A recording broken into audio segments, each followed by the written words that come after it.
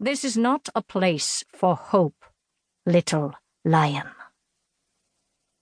But it is a place for reason. Overly gentle and trusting you may be, but I do not think you a fool. I see. You're going to attempt to convince me that I should help the jailer destroy the cycle of life and death. He laughed softly, shaking his head. No, I am certainly not the fool here.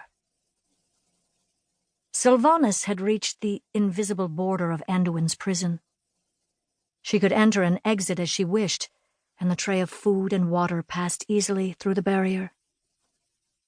She knew he had not had water for a day, had been denied food even longer.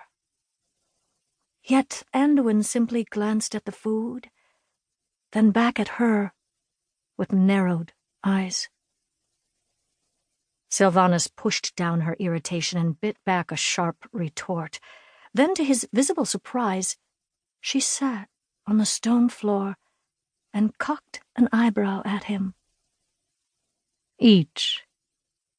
I do not need to resort to poison. Any harm I wish to do, you would not be able to prevent. No. So this was how it was to be. It was fine with her. He was quite literally a captive audience, and she had come to say much. I told you before, we wish you to join us willingly. I know you have empathy and compassion. That has been a weakness for you, but also a strength. So I will tell you how it was that I came to be the jailer's partner, and why I think you should be too. I will share with you things I have shared with no one before. It cost her nothing. Anduin would serve, or he would be used. Either way, any words spoken within these dark halls would never be shared with another mortal soul. Not when her victory was so close at hand. Anduin cocked his head and looked at her, searchingly.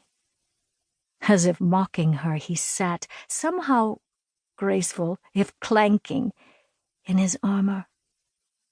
He reached for the water, toasted her, and drank. Go on then, Sylvanas Windrunner. Tell me these truths you have never shared. It would seem I have nothing but time.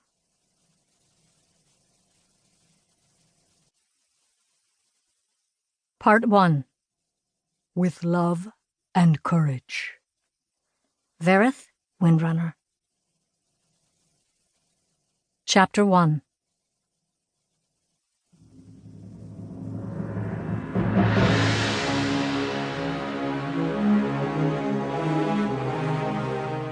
Let me see, Verisa begged. The balcony walls, white and curving as the throat of a swan, were too tall for her to peer over, and Sylvanas sighed. She cast a final longing look at the crowd milling below, then darted back into their chambers for a stool. As Verisa happily clambered atop it, Sylvanas returned her attention to the scene. Their parents did host some gatherings. Father said it was prudent to do so from time to time. But they were usually small affairs. While Lord Vareth Windrunner was one of King Anasterian's most trusted advisors, and his wife, Larissa, was the Ranger General of Silvermoon, lesser nobles like the ostentatious Lord Salthoril threw much more lavish celebrations. But Larissa had little patience with pretense and politics, and their quietly brilliant father's idea of a fine evening was a glass of wine, a good book, and candles to read by. But today, everything was different. Some of those gathered at the base of the spire were nobility like the Windrunners. Others would have once been considered commoners, but their athleticism, agility, and almost uncanny skills in marksmanship and tracking had elevated